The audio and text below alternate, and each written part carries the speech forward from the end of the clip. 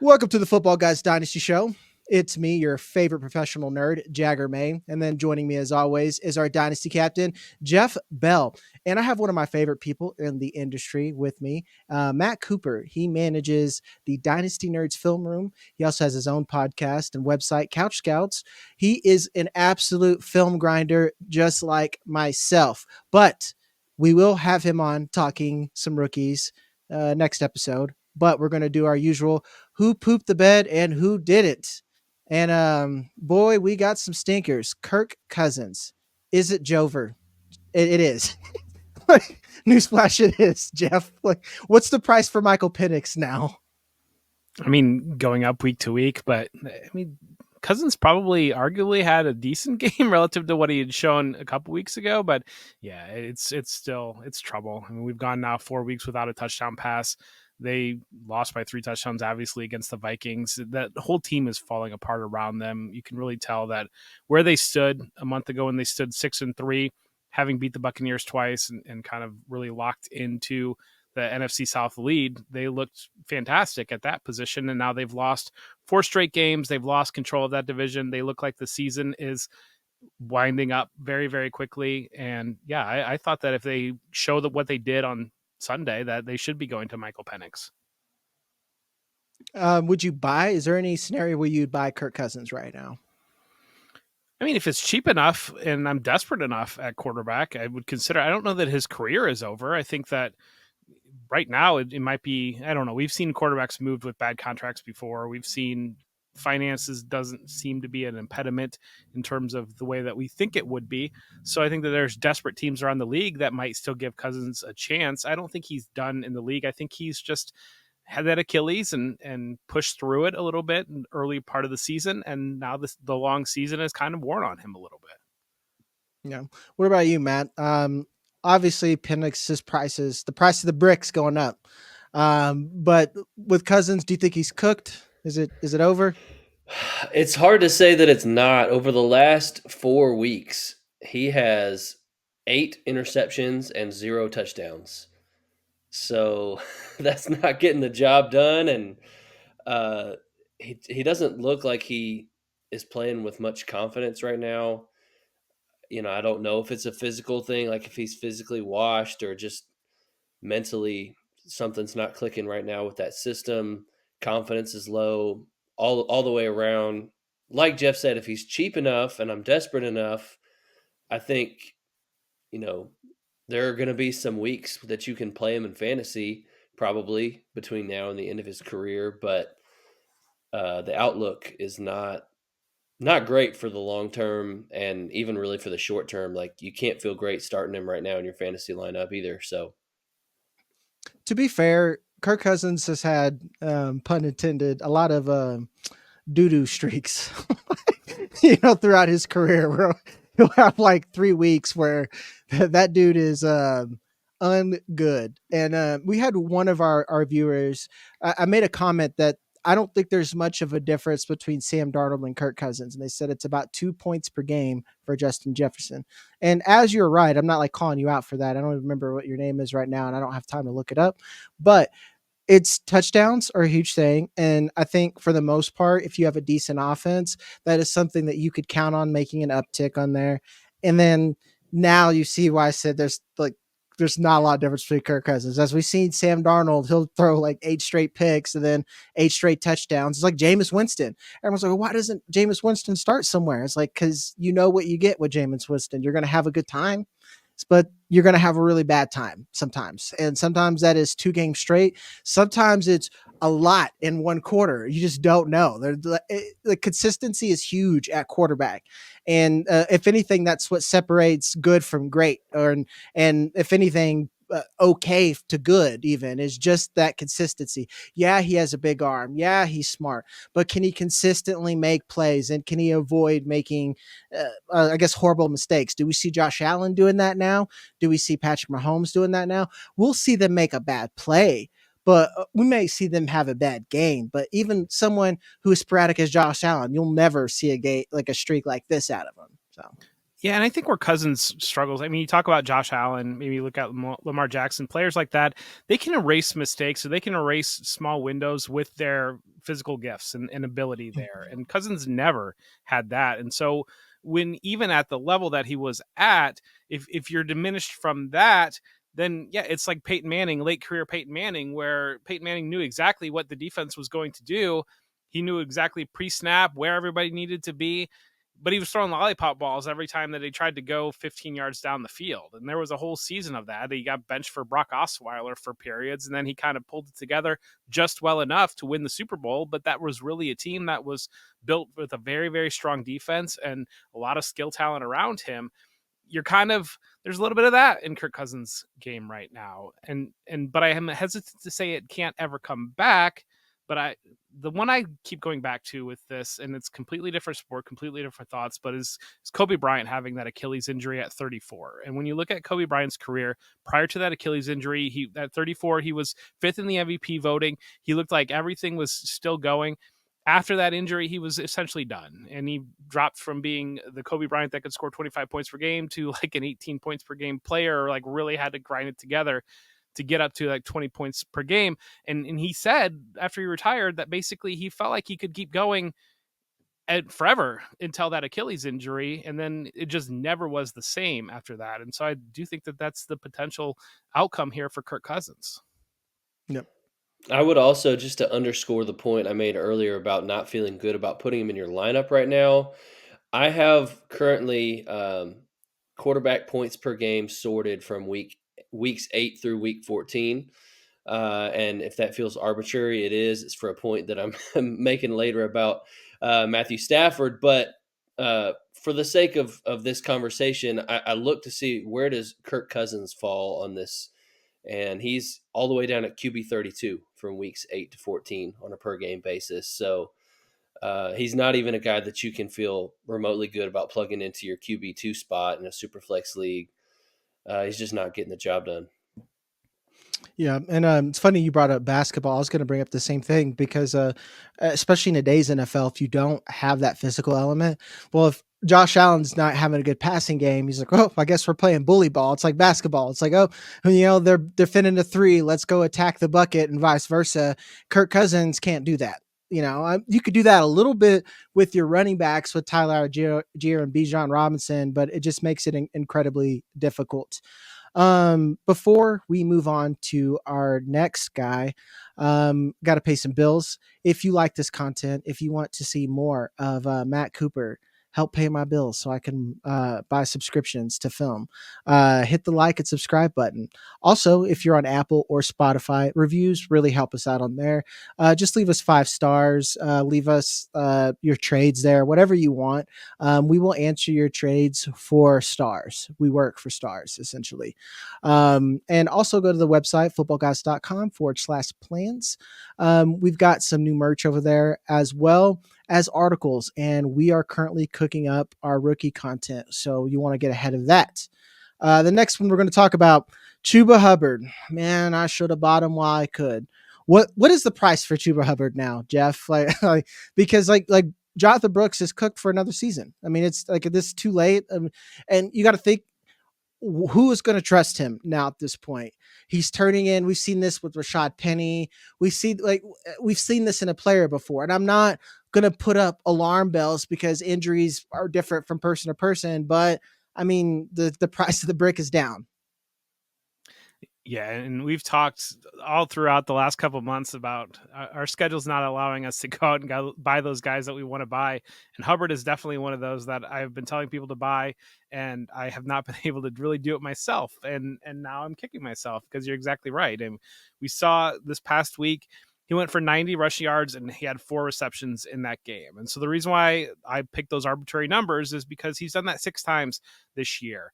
Now, LaDainian Tomlinson and Deuce McAllister have done that 8 times. That's the most in NFL history that any running backs have done that in a season. Priest Holmes did it 7 times. They all did it in the same year. It was really weird in 2003. But outside of that, no other player has done that more than 6 times. So that tells you what Chuba Hubbard is doing this season, putting that into context. And you're seeing it.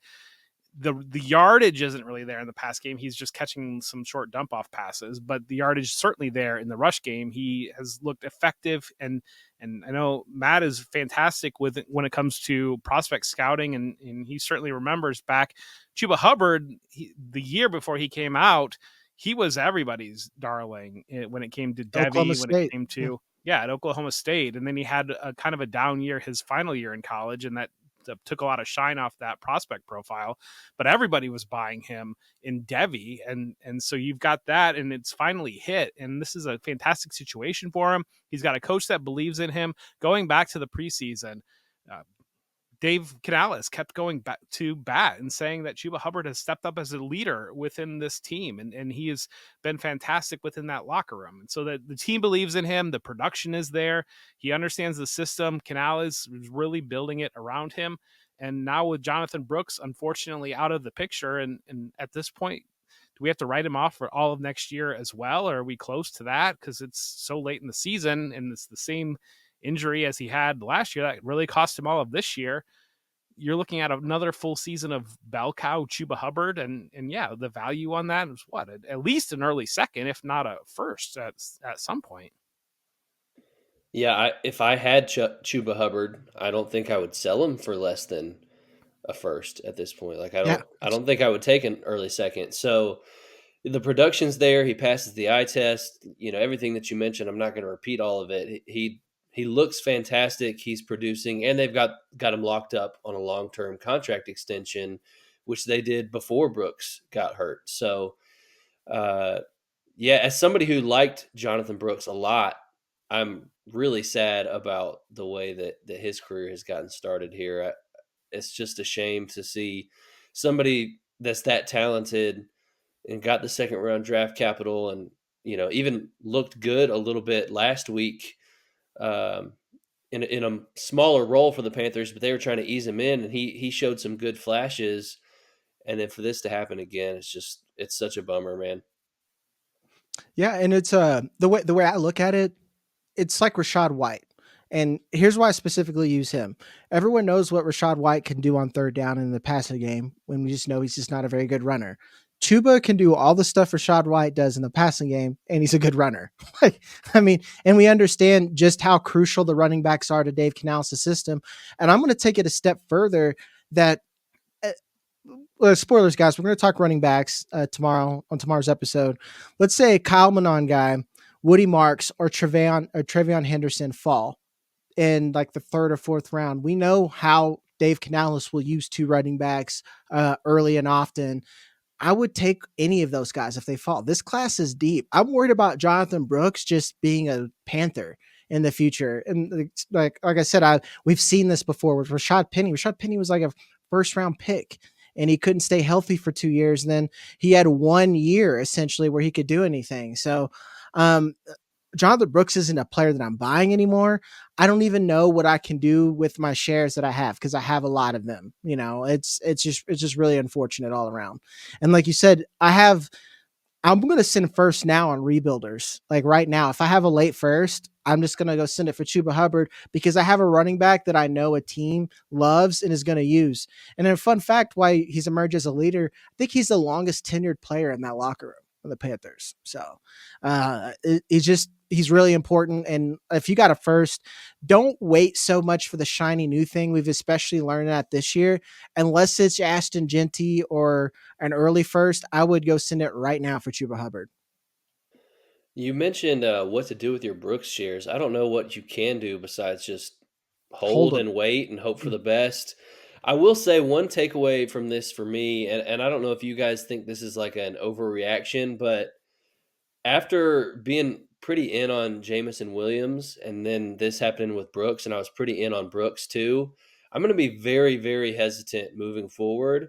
If a guy has a serious injury like that coming into the draft, and we know that like a lot of his rookie season is going to be kind of redshirted, so to speak, I'm going to be very hesitant to take a guy like that in my rookie drafts moving forward, because it's just so easy for the team to, it seems like, move on, get used to life without him.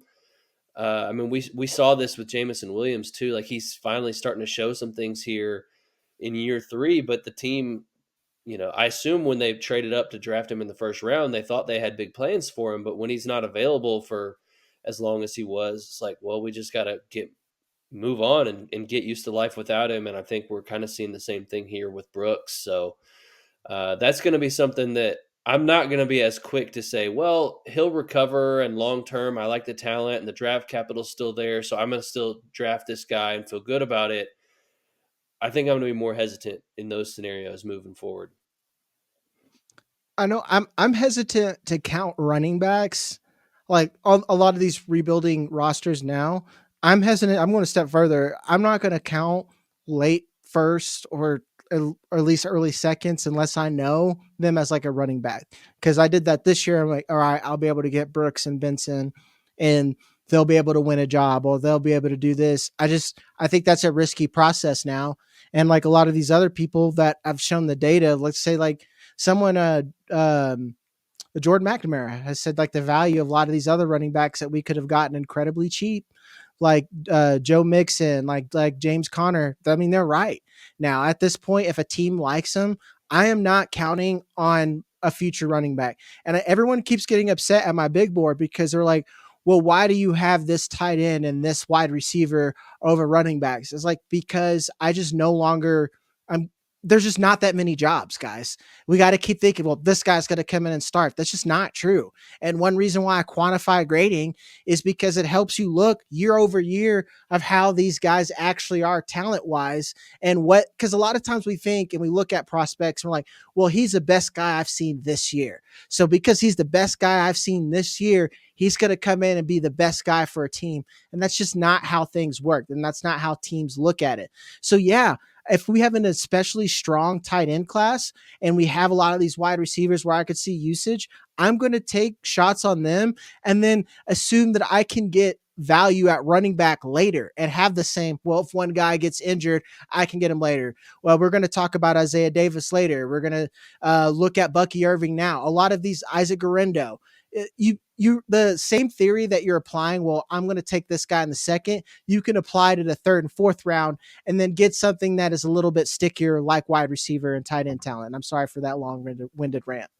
Yeah, for a long time. I mean, for the last couple of years, I've tried to use those first round picks on wide receivers that I really like, and then really just kind of throw darts in the third and fourth round on running backs because you just don't know how it's going to work out. But I am really curious for the last couple of years. I think what we've seen is the split in the league where half the league just devalues the running back position completely when it comes to team building and believes they can get just about anybody to plug in there. The other half of the league values the position still. And because half the league isn't participating, you're getting guys that fall down the draft board. And so you're getting teams like you go to that Zach Charbonnet pick, you're getting the Seahawks sitting there saying, well, we had Charbonnet valued 15, 20 around higher than him sitting here in this spot. We're just going to go take him now because this value's here for us. But meanwhile, he's sitting there because half the league wanted to, or actively said, we're not taking a running back in day 2 or day 1.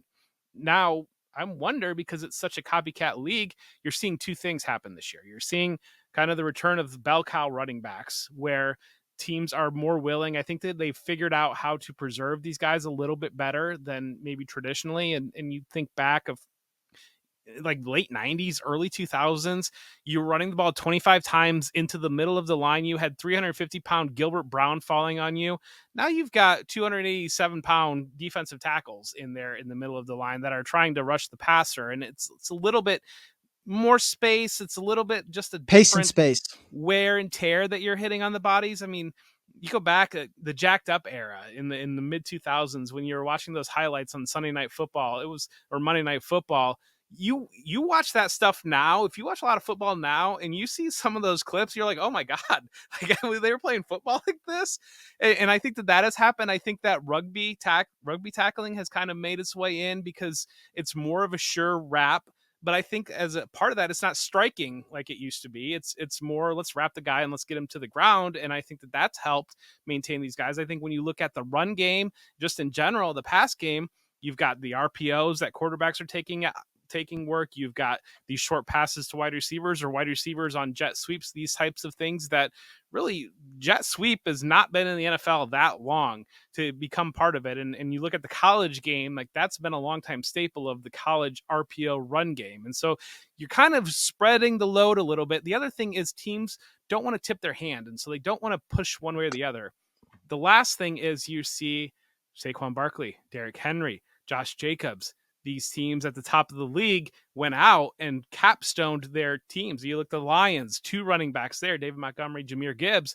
You've got a copycat league, and the smart teams now have put elite talent at the running back position instead of just plugging random guys in there. I think you might get a little bit of a swing back here where some of the teams that might have been ignoring the position are going to go out and say, well, we need our Saquon Barkley too. And they're going to start to throw some of those shots again at some of these running backs. Do you think that's going to happen in free agency or through the draft or both? Both. Both. Because the way I see it, I'm counting on 3 spots that are just open, like bell cow spots. Like the Cowboys, I could see someone coming in for the Bengals, someone else. I don't think the Patriots are above getting in agency, I guess, is kind of like the first question there. Yeah. Are you looking right now? I'm trying to, yeah. Yeah. Another team that might, let's see. Aaron Jones, Najee Harris, Nick Chubb, Javonte Williams. That's kind of what you're looking at the very top of the market. J.K. Dobbins coming back. Rico Dowdle. Do you think Najee Harris is the best one out of the bunch? I would say, yeah. If I were to invest money right now, Najee Harris would be the best one out of the bunch for me. Yeah. Javonte maybe, but... Yeah. But our next guy we're going to talk about is Isiah Pacheco. I'm assuming, I don't know, Jeff, what do you think about Pacheco at this point? I know we always get flack when we hate on Chiefs players. No, I think that this is, I'm not going to hate on him. I think that we're probably plugged in enough to realize what's going to happen here, and it's happening. We're seeing that work share go back towards Pacheco, and you really look at last night, a lot of the carries certainly were there. The pass game work was a little bit split. So I think you're in the window now where they're going to ramp him up because he gives so much extra to that offense that they're not getting from Kareem Hunt. And at some point, very soon, probably, you're going to see Pacheco handling almost all of the backfield touches and back to that. And I think that we've seen enough now with 2 games to know that that's where it's headed, but we haven't seen a big fantasy explosion game. And so that's where it might be a good buy window. If you're in some of these leagues that don't have a trade deadline, if you're trying to win a championship, those types of things, maybe you can still get a little bit of a discount on Pacheco versus what he could potentially give you in the upcoming weeks. So that's where my mind is on Pacheco right now. We've seen enough to know the lion's share, the work share will be there. He is the clear lead back. This is not going to be a committee. But because we don't have a spike, because on Sunday Night Football we didn't get a touchdown or anything like that, an island game there might still be the buy opportunity. Oh, I guess I'm the only hater then. Matt, are you in on Pacheco? No, I think Jeff took the words right out of my mouth. I think you saw him go from 7 carries and 1 target in his first game back to 14 carries and 4 targets. And I think that workload's just going to keep creeping up. And they're easing him in. They want him to be fresh for the playoffs. But I think they're trying to get him back into that bell cow role. And I would say contract-wise, I believe next year he's still under contract for super cheap for them. So there's going to be no motivation to move on. Maybe they bring somebody else in through the draft. It's a really strong class. But I don't think that they're going to outright replace Isiah Pacheco when they can get the kind of production that they're getting from him as cheap as what they're getting it this season and next season. So, yeah, I think the fact that he didn't have that boom fantasy week, like Jeff said, some of your more casual players that are just watching box score, you might be able to get him for cheap. You said the point why I can't invest in him. I don't know, man. Jeff, you say it's a copycat league, and maybe the Chiefs decide, hey, maybe we should go get a Saquon or something like that. I could see that. I've also just seen where Andy Reid just doesn't care. Like, so I don't know. I just don't want to invest in Pacheco. I don't think he's that talented. I'm sorry. I'm sorry, guys. I know I don't like to invest in players that I don't think are good. I mean, it's a pretty night and day to me when I watch. It's a pretty night and day difference of him to Kareem Hunt. So, I mean, but like we're talking about, like, how old is Kareem Hunt though? That's what, the like, bones of that's a Kareem low Hunt. bar. That's what I'm saying. That's a low bar. It's a very low bar.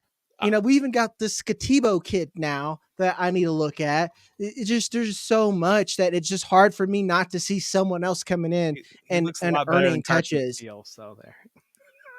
Skatibo No, or Pacheco looks a lot better Pacheco. than Carson Steele. He's not old. Fair. Also Well, low bar. fair. There we go. Yeah, I think, like, to your point, Jag, I don't think I would send more than a second for him. I think But that's too much. but I think That's you like could, like, if I'm on a contending roster and I know he didn't really perform for fantasy this past week, but I think you're going to see in the next couple of weeks that's going to ramp up, and you can plug him in. And I think I'd send a late second for him and feel pretty good about it.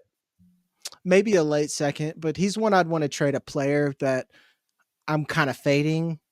If I could trade Dontavian Wicks to someone who, like, in like a third to go get him or something, then maybe, like, I don't know who would take that, but that's the point I'm saying. Like, a player that is not real who's producing, I would trade for another player who I don't think is real and producing. You know, like, I'm watching Chase Brown right now. I feel like Chase Brown is like the Chris Johnson of Isiah Pacheco's, essentially. You know, I saw a tweet right now that says that, like, he looks like a first round fantasy pick, and I was like, well, I'm gonna look like a genius or a d bag because I'm not gonna pay that.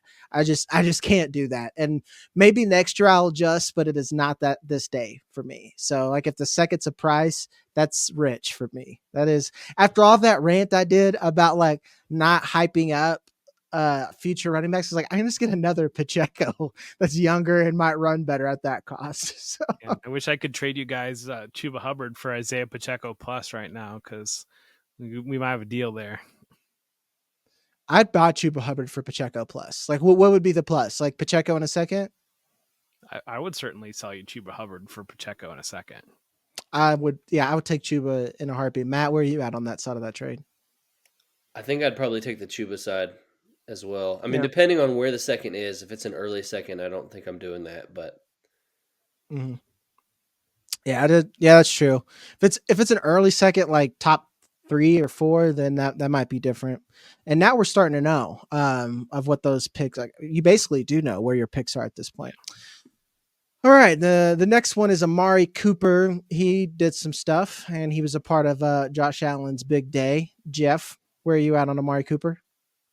We got a reveal on Sunday. We got a Bills in a trailing game script. We haven't seen that this year, really, for the most part, other than very, very early in the season against the Ravens when Amari Cooper wasn't there. And we saw it was at 14, 15 targets. I don't have my numbers in front of me, but it was 14. a lot of targets. Yeah, 14 targets there to Amari Cooper, and that's interesting.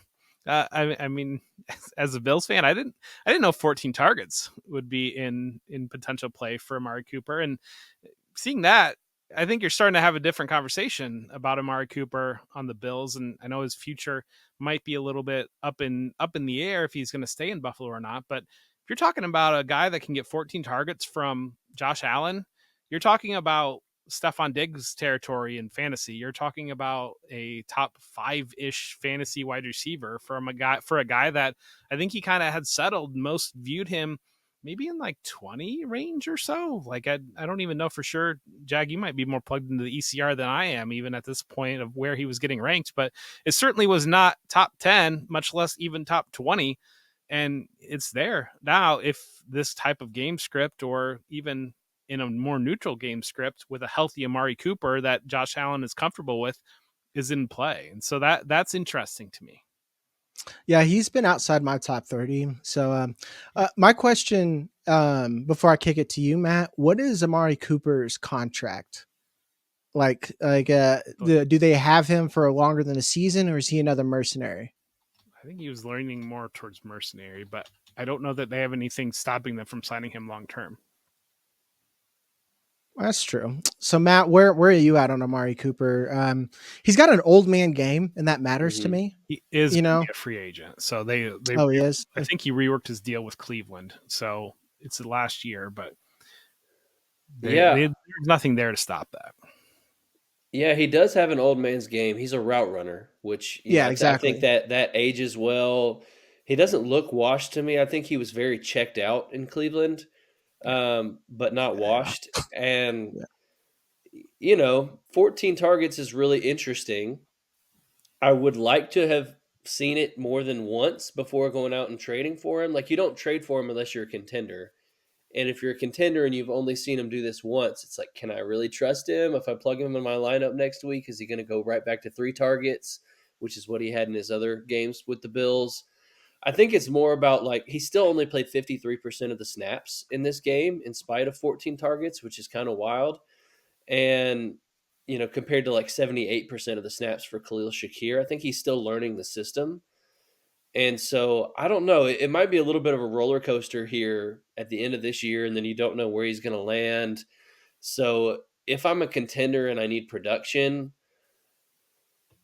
I would consider it depending on the price, but there might be other guys that I might feel more confident in going out and acquiring that I feel just a little, I trust a little bit more plugging into my lineup down the stretch. This is another one I would trade Isiah Pacheco for Amari Cooper straight across because Yeah. it's like he's got an old man game. I think let's say the Patriots they draft Ted McMillan or whoever first round, and then they want to bring in someone like Cooper because they have cap space. I would take that. Let's say he wants to go to Washington. They need another wide receiver too, or something like that. I would take that. So I just feel confident, especially now that he's a free agent. He's going to go to a winner. And regardless of where he's at, he has a game where I'd buy him. So, second, especially if I have a contender, or I actually have a couple of rosters right now where I need wide receiver help next season. And I'm not confident I can go in and get a stud. I might buy that. Jeff, you got a face. Where What's up? where do you think he is on keep trade cut? In the toilet, probably. Where's he at? Wide receiver 56. That's the toilet. That's a shadow realm. Because I know I'm just saying, ECR, he was like 40. Yeah, that's pretty I'm gettable. yeah. Who are some of the players around him there? Like, who could you So Stephon theoretically Diggs is trade? 57. Demario Douglas is 58. Quentin Johnson's 55. Devontae Adams 54. Adonai Mitchell 53. So you're kind Okay, of I would Elijah take Moore's Adams 62. ahead of him, and maybe Adonai. Depend if I'm in a rebuild. Obviously, I'd probably rather just keep Adonai. But most of those other guys you named, I'd take Amari Cooper pretty easily. Yeah. Romeo Yeah. Dubs is wide receiver 50. I feel like AD Mitchell's fallen into that. Mooney This team doesn't know 45. what the team doesn't know what they're doing with him because AD Mitchell's an X and they're trying to use him everywhere but that. Yep. The Like one game that he popped was when Pittman was out, and they actually let him play yeah, X. So yeah, I'm yeah. with you on that. It's But he's just a like talented Pittman. dude.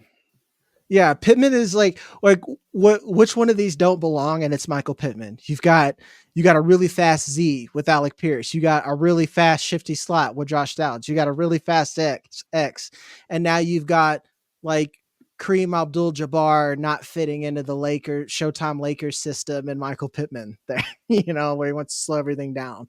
So like, I'm just really frustrated with the Colts. It's just like I get that you spent money on Pittman, but like just I don't trade him. I don't know, man. Give him to somebody else. Give the young buck some love.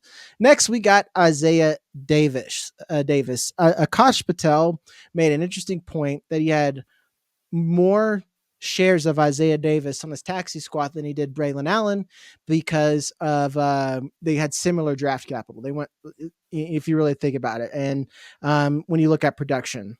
So, do you think he's a buy at this point, or do you think he's a flash sell, Jeff?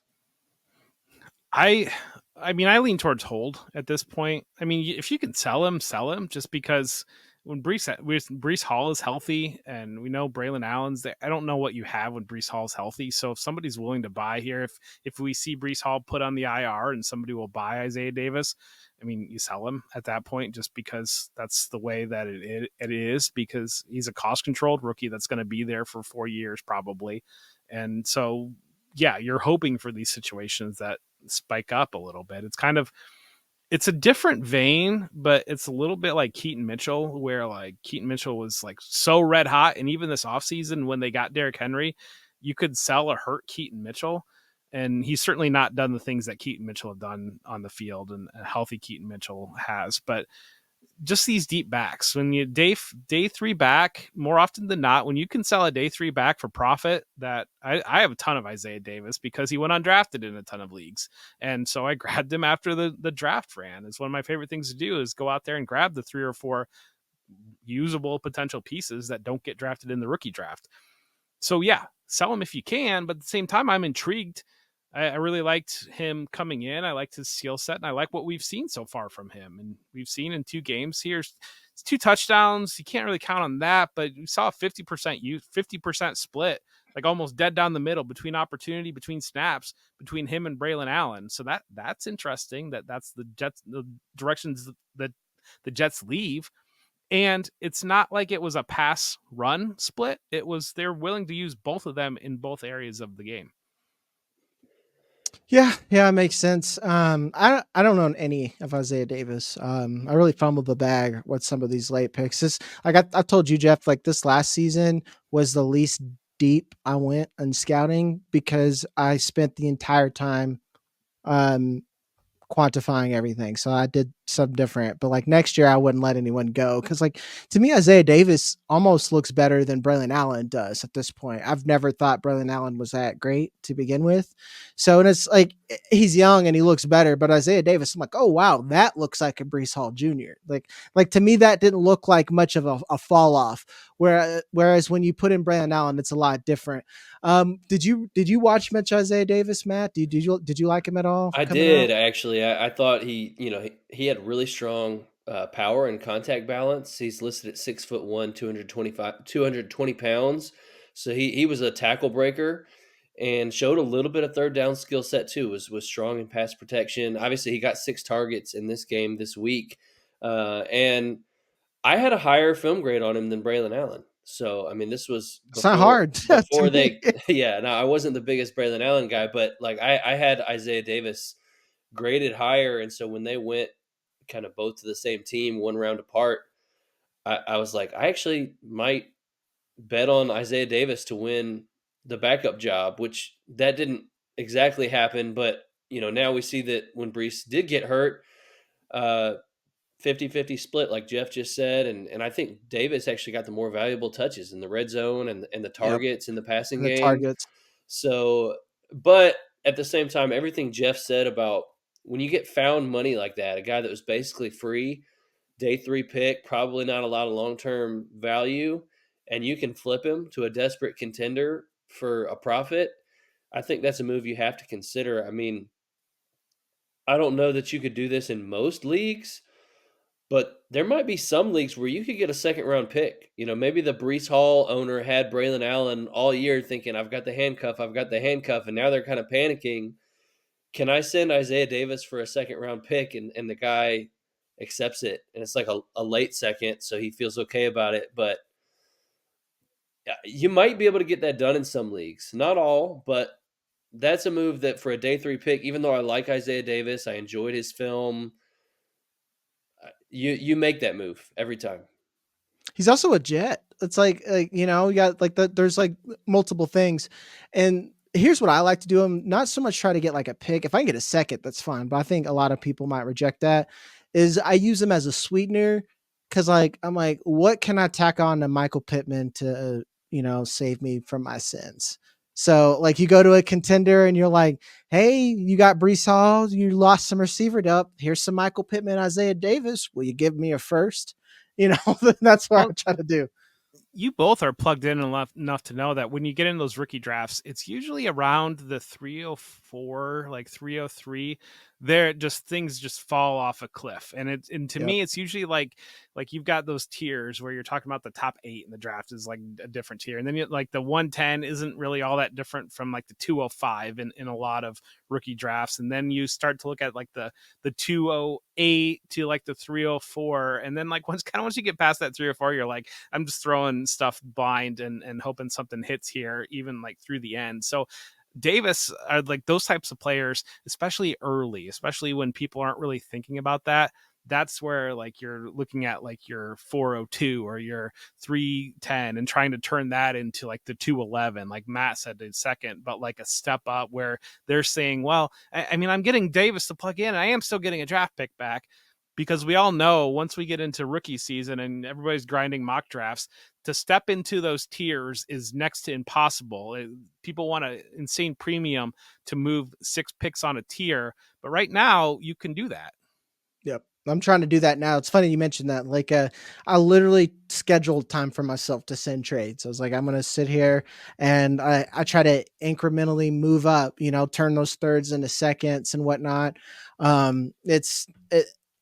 You always just want to gain an edge in Dynasty, guys. You're always just trying to gain an edge. Everyone thinks they're the smartest person in the room, and you just need to actually try to be the smartest person in the room, not just, say, oh, well, I just don't like this guy. I love when I say, like, I don't know how I feel about him. It's like, that's you telling me you don't really know what his price is, and you don't trust me that I'm not going to F you over. So like that's what you just told me. So I always love that one. Next we got AJ Brown. He had a mid game.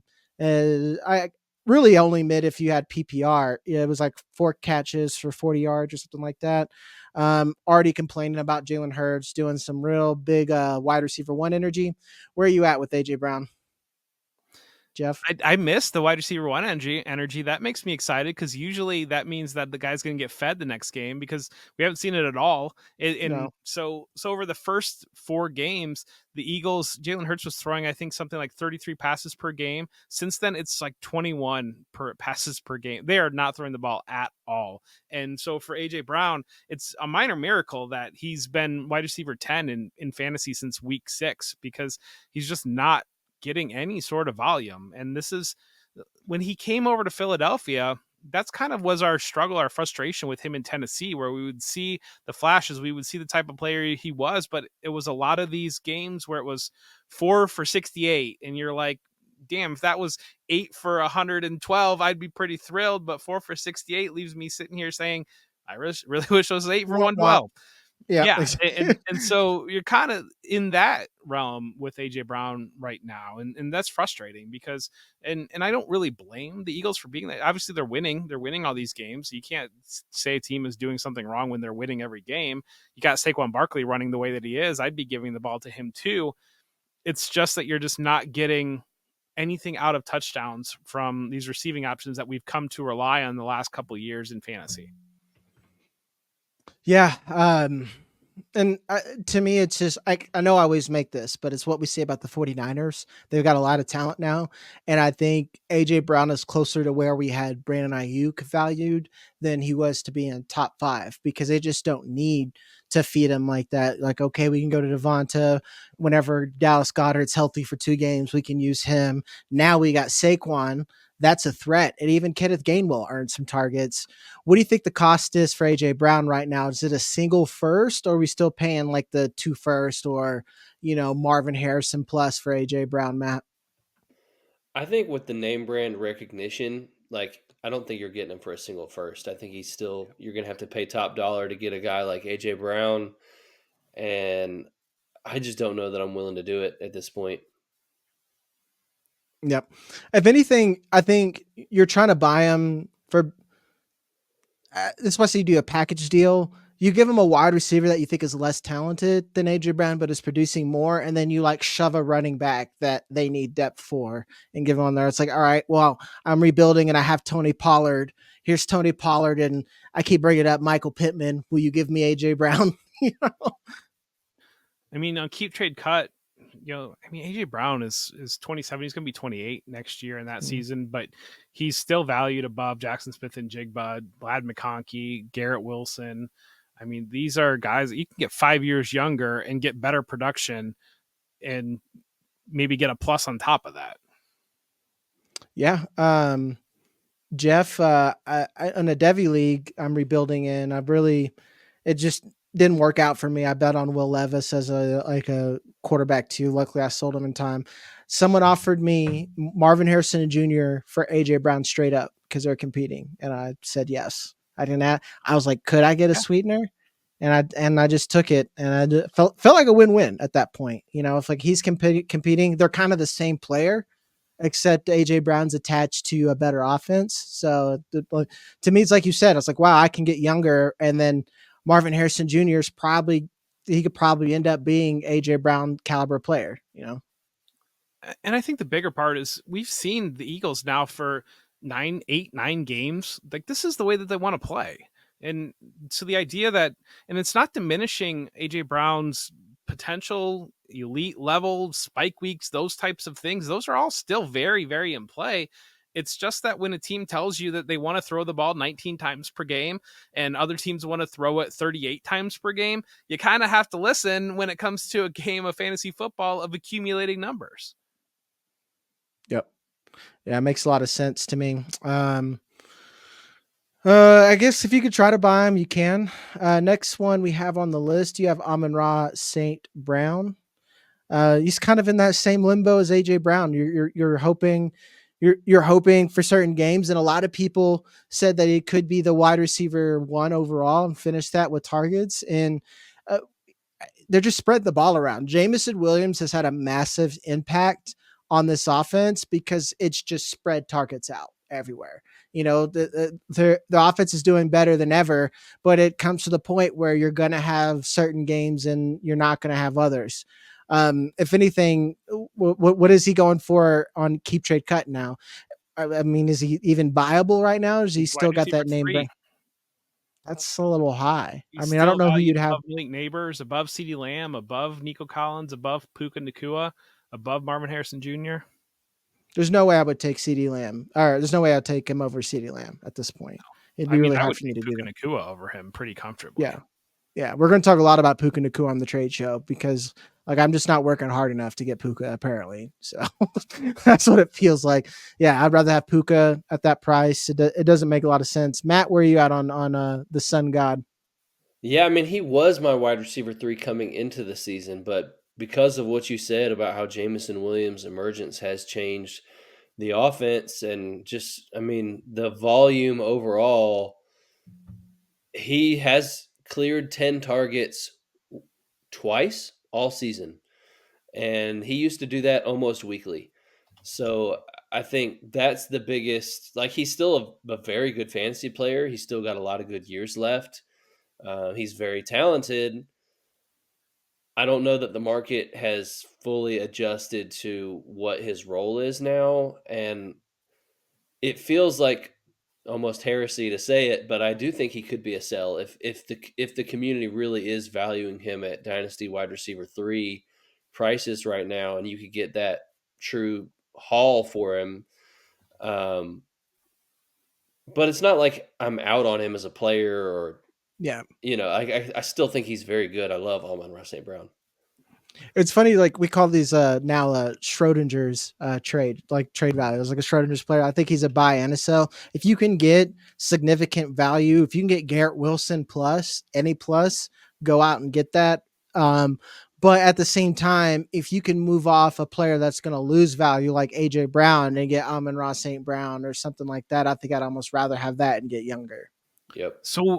So we've seen the very severe reaction for Sam Laporta from the community. And I think that they're really the same player. It's just that Amon-Ra St. Brown had the cover of scoring touchdowns literally every single week, whereas Sam Laporta didn't have that cover. The Lions are just playing different football than what they have played. They've been able to build up that defense. They are grinding games out now, and they are brutally punishing teams. They're not playing shootouts every single week because their defense last year couldn't stop anybody, so they had to do that. then Jameson Williams, that's a great point. That meant mentioning that. Talk about overall volume. That was a great point too, Matt. And so when you start to add these things together, it's really important people do not hear what we are not saying. We are not saying that Amon-Ra St. Brown is not a very good football player. He's an very excellent football player. Those spike weeks are very, very capable of coming any week. It's just that the Lions are playing different football than the football that created his fantasy value. And so if you can sell off that old fantasy value in a market that is not doing that, he's averaging 6 catches and 60 yards per game. So it's like right at 100 yards and 1,000 yards for the season, 100 catches, 1,000 yards for the year. He had that great string of touchdowns every single week. I think it got up to 6 or 7 or 8 games there. Since then, last 3 weeks has not done that. And he's down. He's borderline wide receiver 3 territory without those touchdowns. It's just the volume that you're getting. You're not getting the big volume weeks that we have gotten in the past. Yep. Next, we got a pair here, the 49ers, and Deebo doesn't look so good. Jauan Jennings he makes me worried about Ayuk and Ricky Pearsall. Where are you at on these two, Jeff? So I think that Deebo's in his death rattle as a 49er. I don't think he's going to be there next year. I think they're going to look and see what they can get for him. I think Jennings is a good player. He's a little bit older than I would probably like given this late emergence, but I don't think there's anything fluky about this. We've seen it in glimpses before. Think back to the Super Bowl last year where he kind of stepped up as almost their go-to player in that Super Bowl. We've seen enough to not believe that this is just like a Nick Westbrook-Akine that's just catching a long touchdown because the defense has forgotten about him. And we're seeing him and Kittle. They're the primary 2 receiving options, and they're really the primary 2 offensive options for the 49ers over the past month or more. It doesn't worry me long-term for Brandon Ayuk because I think Ayuk's the type of player that can complement just about anybody, but 2, I think he does complement Jauan Jennings well, and their games can work well together. And Pearsall even too can work into that as well. So I'm not super concerned about that. I'm encouraged though that it seems like he's their Deebo Samuel replacement, but he's a different type of player. He's a player that can win downfield, that they can use in that intermediate to deep area. And then that opens up a lot for Brandon Ayuk, a healthy Brandon Ayuk, to use him more all over the field and potentially get more volume funneled to Ayuk. Yeah, I just sold Jauan Jennings for a Devy first, and I don't love it. But I did get Darnell Mooney back, and I sold another player I don't care about because I can't remember who it is. Matt, where are you at on here? I mean, Jauan Jennings, like you could probably get him for a second right now, and then you could probably sell Deebo for Jauan Jennings plus. There's a lot of options there. Yeah, I like your side with the Devy first and getting Darnell Mooney pretty easily. And I don't think I would send a second for Jennings either. I mean, it's hard to.